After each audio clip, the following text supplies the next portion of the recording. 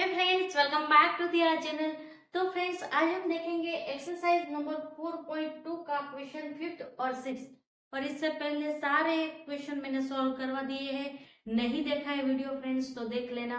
और फ्रेंड्स, अगर आपको ये वीडियो अच्छी लगती है तो वीडियो को लाइक करना, शेयर करना और अपने फ्रेंड्स के साथ जरूर शेयर करना और चैनल को सब्सक्राइब करना।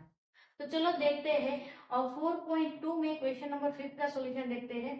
The altitude of right triangle is 7 centimetre less than it's base. तो आपको यहाँ से याद रखना, कहा क्या बोला है, 7 सेंटीमीटर है और बेस से क्या है, लेस देन आपको बोला है, तो उससे क्या है, कम है। If the hypotenuse is 13 centimetre find that two sides, मतलब हमें दोनों साइड फाइंड करना है। ट्राइंगल होता है तो उसमें कितनी साइड होती है वो हम देखते हैं। यहाँ मैं यहाँ ट्राइंगल बनाती हूँ, ट्राइंगल है तो यहाँ कितनी साइड होती है, 3 साइड होती है।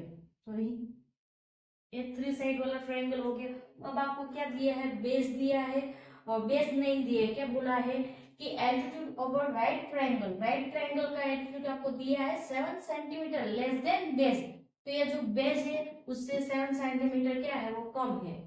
If the hypotenuse is 13 centimetre find her two side, मतलब हमें उसकी दोनों साइड हमें क्या करनी है, फाइंड करनी है। तो हाइपोटेन्यूज मतलब ये कौन सा होगा, ये वाला पार्ट होगा। वो आपको कितना दिया है, 13 सेंटीमीटर दिया है। और आपको क्या दिया है, ये जो बेज है इसको क्या बोलते हैं, बेज बोलते हैं। तो ये बेज वाला जो एरिया है ना, उससे 7 सेंटीमीटर कम ये वाला एरिया है। तो हम यहाँ अजम्पशन लगाएंगे, जैसे कि हम बेस को x अज्यूम करेंगे तो ये क्या हो जाएगा, x माइनस 7 होगा।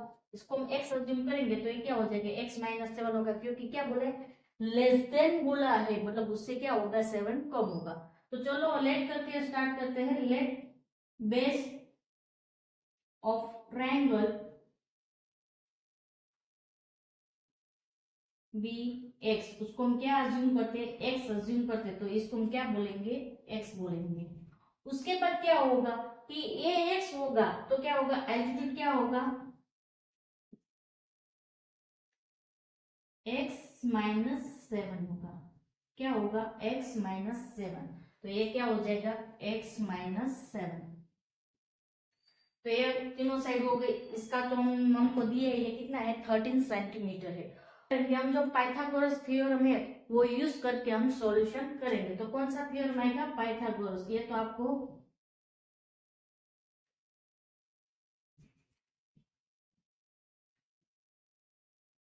तो पाइथागोरस थ्योरम में क्या होता है, H square is equal to P square और प्लस क्या होगा, बी स्क्वायर। बी यानी कि बेस और पी यानी कि एल्टीट्यूड और एच यानी कि आपको दिया है हाइपोटेन्यूज। तो चलो लगाते हैं फॉर्मूला के, फॉर्मूला में वैल्यू इनपुट करते हैं, क्या होगा, 13 का स्क्वायर होगा इज इक्वल टू आएगा पी का स्क्वायर यानी कि एक्स माइनस 7 का स्क्वायर होगा।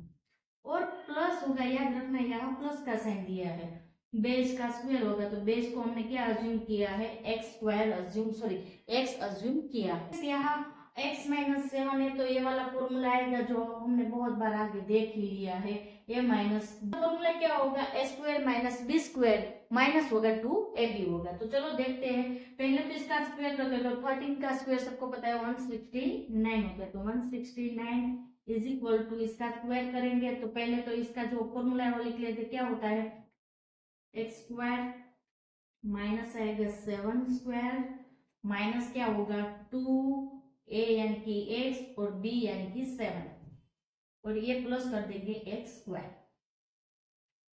अब नेक्स्ट स्टेप क्या होगा, 169 एज इट इज रहेगा और ये क्या होगा, एक्स का स्क्वायर होगा और यहाँ क्या होगा, ये 7 का स्क्वायर होगा तो 49 होगा और स्क्वायर होगा तो माइनस माइनस क्या हो जाएगा, प्लस हो जाएगा। तो यहाँ क्या आएगा, 49 आएगा, इसका स्क्वायर होगा माइनस आएगा, ये 2 का 7 के साथ मल्टीप्लीकेशन होगा, हमें क्या मिलेगा, 14x मिलेगा। तो यहाँ आएगा 14x और यहाँ क्या आएगा, प्लस एक्स स्क्वायर। तो एक्स स्क्वायर यहाँ भी है और यहाँ भी है तो क्या हो जाएगा, 2x स्क्वायर हो जाएगा। 169 is equal to 2x square plus 49 minus 14x। यहाँ प्लस है, सामने की साइड जाएगा तो क्या हो जाएगा, माइनस हो जाएगा। और यहाँ 49 है तो माइनस प्लस क्या होगा, माइनस होगा, हमें क्या मिलेगा 120 मिलेगा। तो ऐसा इक्वेशन बनेगा 2x² और उसके बाद क्या आएगा -14x, और ये क्या हो जाएगा, ये बड़े नंबर है, ये सामने की साइड जाएगा तो क्या हो जाएगा, माइनस हो जाएगा। तो बड़ा नंबर ये है तो माइनस का साइन आएगा, और माइनस प्लस क्या होगा, माइनस होगा, तो हमें क्या मिलेगा 120 मिलेगा, इज इक्वल टू करके 0 आ गया। तो ये समझ में आया, मैंने इसको सामने की साइड ट्रांसफर किया तो ये माइनस हो गया, फिर ये 49 के साथ उसको प्लस किया क्योंकि माइनस प्लस क्या होगा, प्लस होगा, और बड़े वाले का साइन आएगा तो मैंने माइनस का साइन लिया, तो ये इक्वेशन मिल गया हमें। अब यहाँ तक समझ में आ गया। अब इसमें से कॉमन क्या निकल सकता है, तो 2 हमको 2 इसमें से हम कॉमन निकाल सकते हैं क्योंकि यहाँ 2 है, यहाँ 2 कॉमन निकालेंगे तो 7 हो जाएगा, और यहाँ हो जाएगा 16। तो चलो 2 को हम क्या ले लेते हैं, कॉमन ले लेते हैं, तो यहाँ क्या आएगा x² माइनस यहाँ आएगा 7x, और क्या आएगा 60 हो जाएगा। कॉमन ले लेंगे तो क्या होगा, हमें फैक्टराइजेशन में थोड़ा इजी हो जाएगा।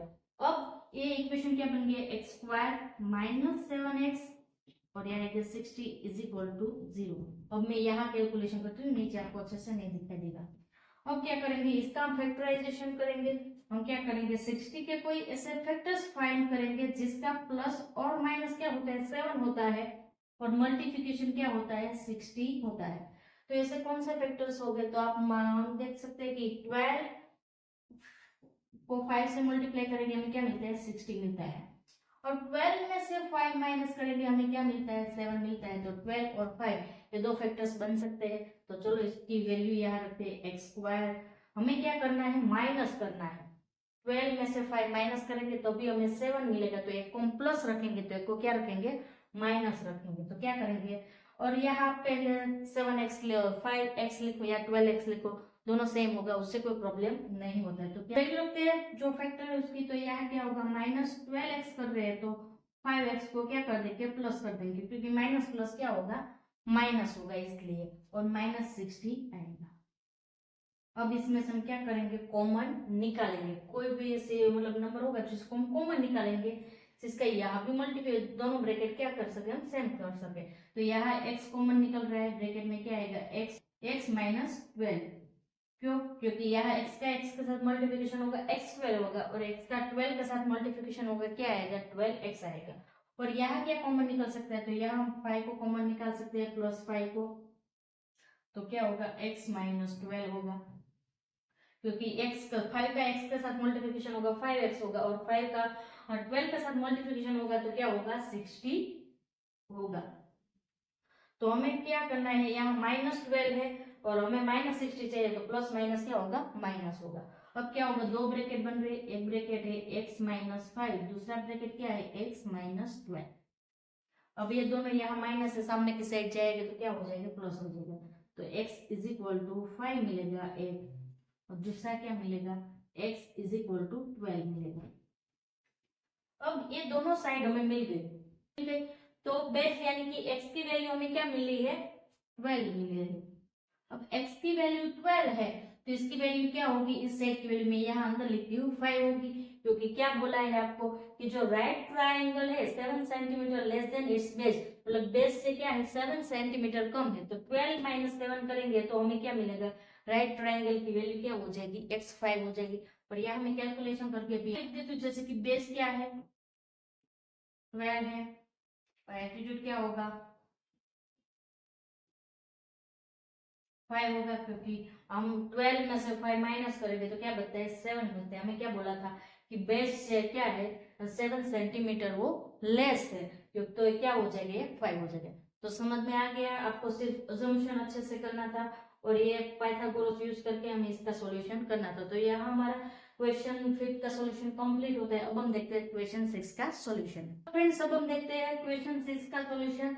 तो ये अगेन वर्डिंग्स प्रॉब्लम है, तो अच्छे से ध्यान रख के समझना है। कॉटेज इंडस्ट्री रिलेटेड आगे हमने क्वेश्चन देख लिया, उसके जैसा ही है, थोड़ा बहुत इसमें सिमिलरिटी है, पर इसको भी अच्छे से ध्यान से समझेंगे फिर ही उसका सॉल्यूशन कर पाएंगे। तो चलो देखते हैं। A cottage industry produces certain number of poultry article. तो कौन से आर्टिकल प्रोड्यूस कर रही है, पोल्ट्री आर्टिकल प्रोड्यूस कर रही है in a day.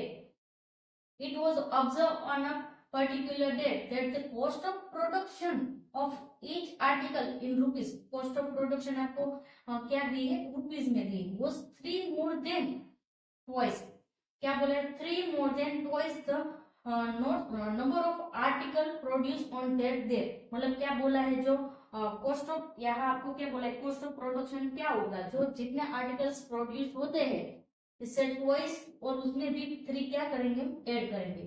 If the total cost of production on that day was 90, यहाँ आपको एक दिन की कॉस्ट ऑफ प्रोडक्शन दी है, कितनी है, 90 है। Find the number of articles produced and the cost of each article, क्या बोला है, कॉस्ट ऑफ ईच आर्टिकल, और क्या बोला है, find the number of article produce.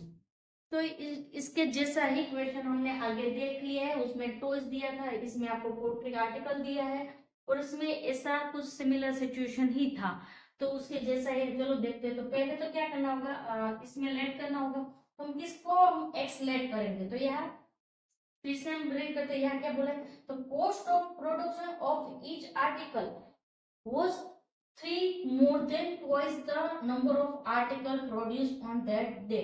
तो हमें यहाँ दो चीज हमें लेट करनी होगी, एक तो क्या करना होगा, number of article produce and cost of each article.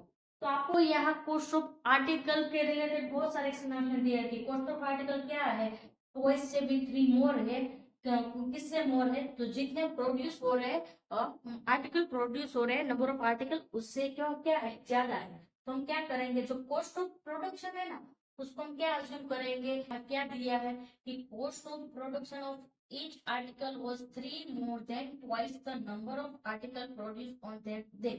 तो यहाँ क्या करेंगे, हम नंबर ऑफ आर्टिकल को हम एक्स अज्यूम करेंगे, तो कॉस्ट ऑफ प्रोडक्शन क्या होगा, 3 + 2x होगा। चलो देखते हैं, तो आपको अच्छे से समझ में आएगा। नंबर ऑफ आर्टिकल प्रोड्यूस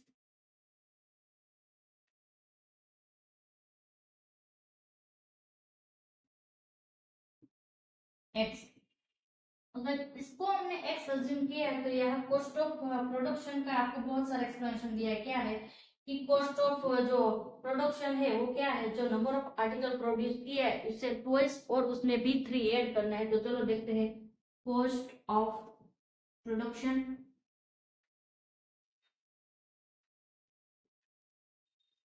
क्या बोला है, ये वर्डिंग्स को अच्छे से समझना। 3 तो पहले लिखेंगे 3, मोर देन, तो मोर देन का मीनिंग क्या होता है, प्लस का साइन आएगा, प्लस क्या लिखा है, ट्वाइस, यानी कि 2 टाइम, किसका 2 टाइम दिया है, number of article produce on that day.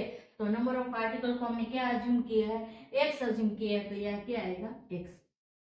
इसी तरह आप अच्छे से समझ के इसका अज्यूमशन करेंगे तो कभी गलती नहीं करेंगे। ए वर्डिंग समझने में बहुत सारे स्टूडेंट गलती करते हैं, इसलिए मैंने बोला कि 3 है तो 3 मोर देन काम करेंगे, प्लस ट्वाइस है तो उसका 2 टाइम होगा तो 2 लिखेंगे, किसका है, तो नंबर ऑफ आर्टिकल, तो नंबर ऑफ आर्टिकल हमने क्या अज्यूम किया है, एक्स। इसलिए अब आपको समझ में आया कि मैंने नंबर ऑफ आर्टिकल क्यों एक्स अज्यूम किया, क्योंकि कॉस्ट ऑफ प्रोडक्शन के बारे में बहुत सारा एक्सप्लेनेशन दिया था, पर नंबर ऑफ आर्टिकल के बारे में कुछ नहीं दिया था, तो उसको हम एक्स अज्यूम करेंगे। मैंने पहले ही बोला था कि जहां ऐसे आपको कंफ्यूजन होता है कि किसको हमें एक्स अज्यूम करना है, किसको नहीं करना है, तो आपको क्या करना है, जिसके बारे में बहुत सारा एक्सप्लेनेशन दिया है ना, उसको हमें क्या करना है, एक्स अज्यूम नहीं करना है। जिसके बारे में कुछ नहीं दिया है ना, उसको ही एक्स अज्यूम करना है। जिसके बारे में बहुत सारा दिया है उसको आपको एक्स अज्यूम नहीं करना है। तो यहाँ तक समझ में आ गया। अब हम क्या करेंगे, हमें क्या फाइंड किया, हमें क्या किया है कि एक दिन का आपको टोटल प्रोडक्शन दिया है, कोई एक स्पेसिफिक डे का आपको क्या दिया, टोटल प्रोडक्शन दिया है, वो भी क्या है, 90 रुपीज है। तो प्रोडक्शन आपको कितना दिया है, 90 रुपीज का। स्पेसिफिक कोई एक डे, सिलेक्टेड डे का उसका प्रोडक्शन आपको दिया है, 90 रुपीज आपको दिया है। आपको क्या फाइंड करना है, number of article produce and cost of each articles. तो क्या होगा, प्रोडक्शन इज इक्वल टू क्या होता है,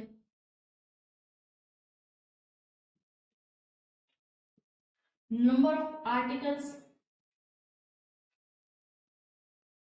प्रोड्यूस मल्टीप्लाई करेंगे कॉस्ट ऑफ प्रोडक्शन।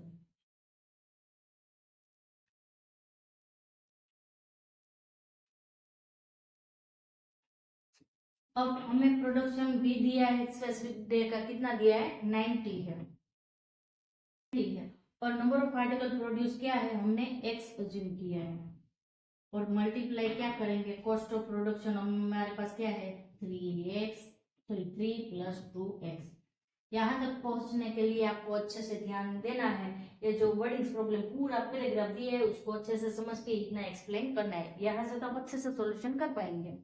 तो ये हो गया। अब क्या करेंगे, दोनों ब्रैकेट का क्या करेंगे, मल्टीप्लिकेशन करेंगे। चलो देखते हैं, यहाँ मैं लिख दूं क्योंकि बाकी की कैलकुलेशन इधर नहीं लिख पाऊंगा। तो यहाँ क्या होगा, x का 3 के साथ मल्टीप्लिकेशन होगा, क्या होगा 3x होगा, बीच में प्लस है तो प्लस आएगा, फिर x का 2x के साथ मल्टीप्लिकेशन होगा तो क्या होगा 2x स्क्वायर होगा। ये तो समझ में आ गया, ब्रैकेट को मल्टीप्लाई कैसे करते हैं, बहुत बार हमने कर लिया है। क्या करेंगे, ये जो 90 इधर प्लस है सामने की साइड जाएगा तो माइनस होगा, और जो हमारा क्वाड्रेटिक इक्वेशन का जो फॉर्म होता है उसमें क्या होता है कि भी a और a स्क्वायर क्या आएगा, पहले आएगा उसके बाद bx आएगा और उसके बाद आएगा कांस्टेंट यानी कि c आएगा। तो ये स्टेप को पहले ले लेते हैं, तो 2x स्क्वायर और ये प्लस होगा क्योंकि यहाँ प्लस का साइन है, 3x और माइनस क्या हो गया 90, यहाँ प्लस है सामने की साइड जाएगा तो माइनस इज इक्वल टू आएगा 0। अब हम क्या करेंगे, 90 और ये जो 3x वाला टर्म है उसको स्प्लिट करेंगे, 90 के कोई ऐसे फैक्टर्स फाइंड करेंगे जिसका प्लस और माइनस 3 होता है और मल्टीप्लिकेशन क्या होता है 90 होता है। तो ऐसे कौन से दो फैक्टर है जिसका मल्टीप्लिकेशन 90 और प्लस और माइनस 3 होता है। 15 मल्टीप्लाई 12 करेंगे तो हमें क्या मिलता है 90 मिलता है, यस मिलता है, और ये दोनों का डिफरेंस क्या है और 3x है, तो इसको हम फैक्टर के रूप में ले सकते हैं। तो चलो करते हैं कैलकुलेशन, 2x स्क्वायर। अब क्या करना है, हमें माइनस करना है, तो कोई एक को प्लस रखेंगे, एक को क्या करेंगे हम माइनस करेंगे। यहाँ हम 15x है उसको प्लस ले लेते हैं, चलो तो इसको क्या करेंगे हम माइनस करेंगे 12x, क्योंकि माइनस प्लस प्लस माइनस क्या होगा माइनस होगा, हमें चाहिए 3x, माइनस आएगा 90 इज इक्वल टू आएगा 0। अब इसमें से कॉमन निकालेंगे तो यहाँ कॉमन निकाल सकते हैं, तो इसमें से सिर्फ यहाँ x बाहर लेंगे तो ब्रैकेट क्या बनेगा 2x प्लस 15, और यहाँ भी ऐसा ब्रैकेट बन सकता है क्योंकि 12 के साथ 15 का मल्टीप्लिकेशन होगा तो हमें 90 मिलेगा। तो यहाँ x को कॉमन लेते हैं, ब्रैकेट में आएगा 2x प्लस करेंगे 15। आपको दिखाती हूँ कि x का 2x के साथ मल्टीप्लिकेशन करेंगे तो 2x स्क्वायर आएगा, x का 15x के साथ मल्टीप्लिकेशन करेंगे तो प्लस 15x आएगा। और यहाँ हम क्या कॉमन लेंगे, तो यहाँ -6 को हम कॉमन ले सकते हैं, क्योंकि -6 को कॉमन लेंगे तो क्या होगा 2x स्क्वायर प्लस 15, ये लिख देते पहले। अब क्या होगा -6x का प्लस 2x के साथ मल्टीप्लिकेशन होगा तो क्या आएगा -12x आएगा, जो ये 15 है उसके साथ मल्टीप्लिकेशन होगा तो हमें क्या मिलेगा -90 मिलेगा। तो समझ में आ गया। अब हमारे पास दो ब्रैकेट बनेंगे, एक तो बनेगा x -6 बनेगा, दूसरा क्या आएगा 2x प्लस 15 बनेगा। अब इसका आंसर क्या हो जाएगा, ये यहाँ माइनस है सामने की साइड जाएगा तो प्लस, तो क्या आएगा x इज इक्वल टू +6 आएगा।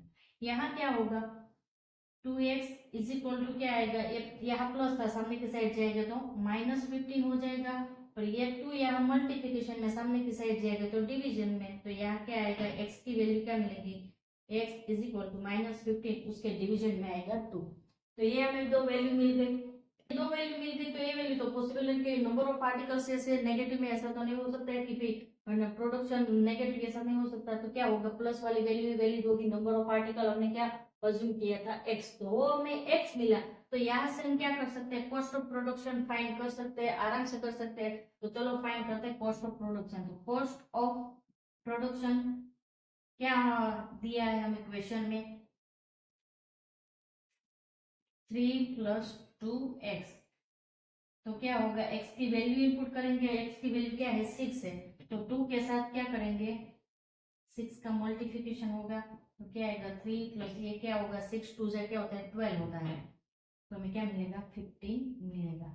ये क्या मिला हमें कॉस्ट ऑफ प्रोडक्शन मिला, कॉस्ट ऑफ प्रोडक्शन हमें 15 मिला, और नंबर ऑफ आर्टिकल प्रोड्यूस क्या मिला हमें 6 मिला। तो यहाँ इसका आंसर खत्म होता है। किसी को क्वेरी है कंफ्यूजन है तो आप मुझे कमेंट कर सकते हैं, पॉसिबल होगा तो मैं फिर से समझाऊंगी। और फ्रेंड्स वीडियो अच्छी लगती है तो वीडियो को लाइक करना, शेयर करना और चैनल को सब्सक्राइब करना, और फ्रेंड के साथ भी ये वीडियो शेयर करना।